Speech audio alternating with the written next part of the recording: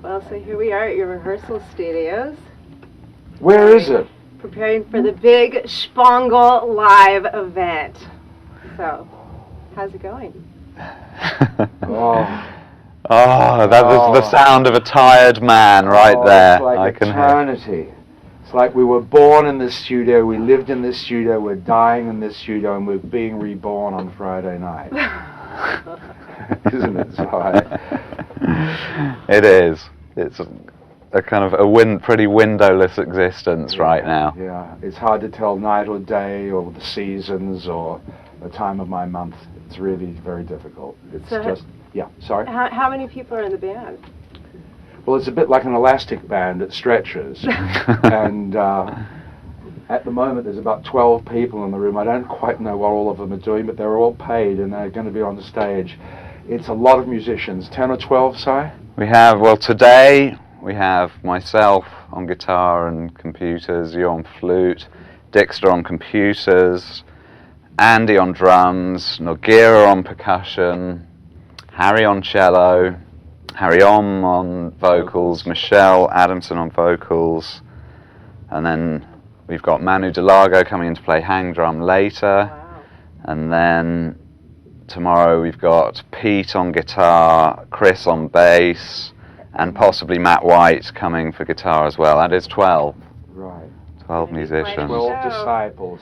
I don't know if we're all going to be on stage at the same time, but... Well, there'll be more, because there are a few surprises too. Dancers and Indian singers in diaphanous white robes and things like that, which nobody even knows about. We haven't even met them yet. We haven't even met them, but they're coming also in the next day or so. So there will be quite a conglomerate on the stage. Sounds fabulous. It was very exciting. So have you guys done any previous live gigs before? We have. We've done two in Japan and one that we don't speak about. Ooh. The unspeakable. Yeah, let's hear about The unmentionable. Why is it unmentionable? It was in Israel. Whoops. We've let it out now. It could be war. What have you done? You said you were going to call it X. All right. It was in Israel. Yeah. What happened? We had a beautiful venue booked and all the sound crew and everything. It was all booked and it was going to be fantastic. Yeah.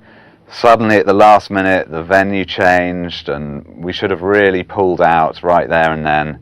But under heavy persuasion from the Israeli mafia, Mossad or whatever they're called. Yeah. Was it Mossad? Mossad and the mafia. And we decided to carry on, and we did it in this horrible sort of venue that stank of urine. That was after we played. And we really didn't enjoy it. The sound was awful, and we didn't. It's a bit like a trip, really. The place and the setting and the time is all important. You may have your music together, but if it's not really in the right circumstances and making people feel good about themselves and the place and the spirit, it doesn't work. And that's why we're so excited after Mount Fuji in Japan, which was sensational. That was our first Shpongle gig. And now we're here in London, our hometown, right in the center at the Roundhouse, and it's very exciting to be able to represent the show. And also we got a lot more musicians this time. Last time it wasn't the full band. We didn't have a drummer, we didn't have a bass player. And we didn't have the volume of work that we've written since then. No. So all in all, we're very excited, and though it's taken a lot of preparation, and with the great support of Twisted Records and Simon Holton and yourself, dear Serena, it's a really communal effort of energy pulling this show together, which we're expecting great things ourselves. So with this amazing live band that has just come together, what is the future of Shpongle and your future ideas for touring as a band? Depends how the show goes. If we haven't killed each other by then. No, we don't argue much. We just don't talk for years. No, that's not true. That's not true for you. Yeah, no. I can't imagine that. No, there's always a set of circumstances making things difficult, and there are problems to overcome. But as far as the future of Shpongle, the future of everybody right now is rather difficult to talk about. But we are a band. We've got the material. We've got distribution. We've got a record. You have a new album coming up, right? Yeah, we're working on that. and everything's looking fantastic. We want to go ahead and keep improving and bring this music around the world and have a lot of fun doing it. I think, what do you say? We'll finish the album, Yeah. 4th album, and if the gig goes really well, then we'll probably do some more shows. But we've had lots of offers over the last few years, but we never really felt like taking them because we weren't ready. And now it's a bit like a tree. Our fruit is there to be plucked, and we're ready.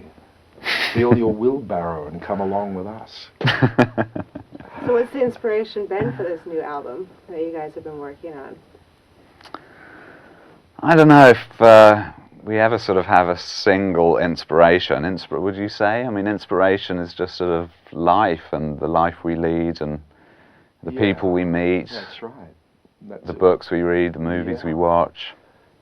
So you better make your life as interesting as possible, otherwise the music's going to be terribly boring. Well, you actually went to India for the first time, right? I did, first time. After making all this, what they call Goa trance.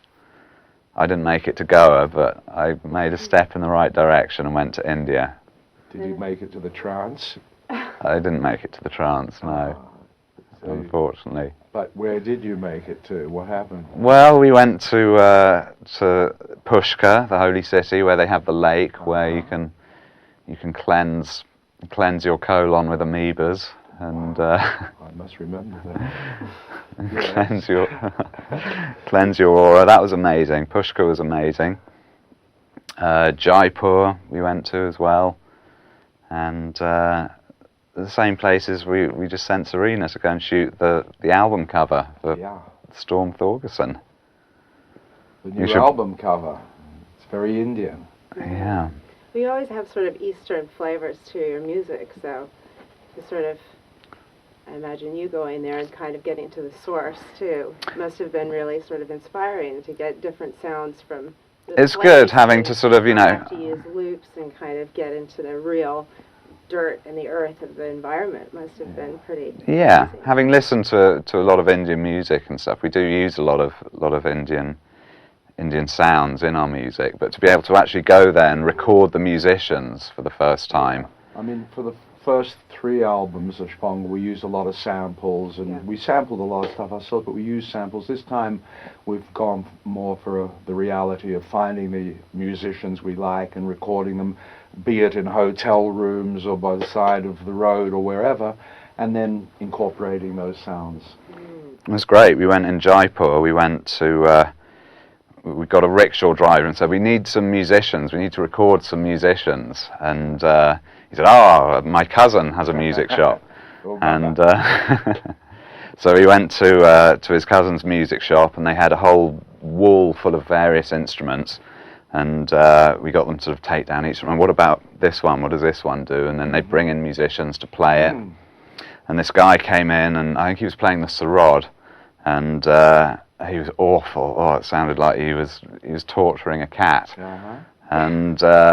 And he said, I'm sorry, this isn't really my instrument, actually I sing. And we said, oh, well, let's hear you sing then. And within the first note, he was incredible, this guy, the most amazing sound, amazing singer. And so we said, we've got to get you, come back to the hotel room later. And so he came back to the hotel that night, and he brought another singer with him, a woman singer. And I had a little handheld microphone, sat there with the laptop, put some headphones on him, and played him like a string pattern, some drums, and he sang along to it, and I sat there recording him. Yeah. And that's the singer for your new India track, And that's the singer on the India track. Wow. We also recorded a few gypsy musicians, and one Chennai player, and I tried to do the same thing, put the headphones on him, and he looked so incongruous, this guy who'd lived in the desert for most of his life, and suddenly he's sort of sitting there with headphones on trying to play his Chennai. Sure. And he clearly had never worn headphones before, and sort of the idea of kind of playing in time what was going through his ears was a complete mystery, because I listened back to it and it's just totally no reference to the backing track that I played in whatsoever. But we'll still be, well, it was kind of a little bagpipey. We'll use it somehow. Well, Raj, what is the secret to your amazing energy levels? at shows. I mean, you are just